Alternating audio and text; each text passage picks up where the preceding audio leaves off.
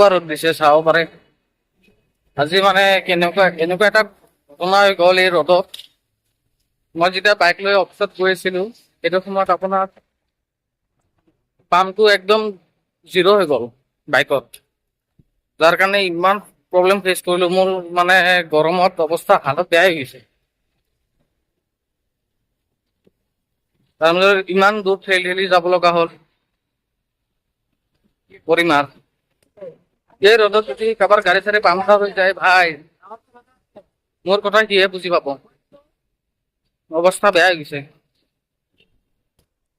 বৰষুণ যি অলপ দি কিনে বানপানী চানপানী উঠাই থৈ কিনে গ'ল, এতিয়া অৱস্থা পুৰা বেয়া কৰি দিছে গৰমত, পুৰা ফাটাফাটি গৰম।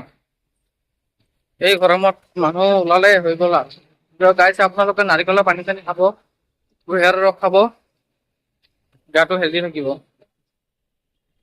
নহ'লে বাপৰে কি কম আৰু।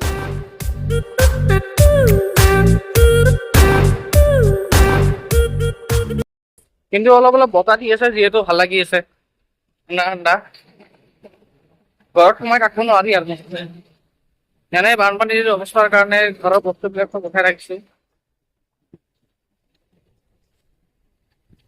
কৰা নাই, ৰুমো চাই আছোঁ লগত, ৰুমটো হৈ গ'লে আৰু বঢ়িয়া।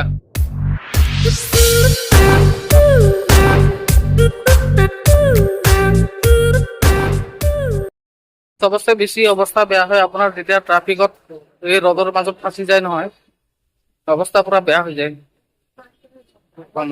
এতিয়া খোজকাঢ়ি আছোঁ, ৰ'দো লাগিছে প্লাছ ভাগৰ।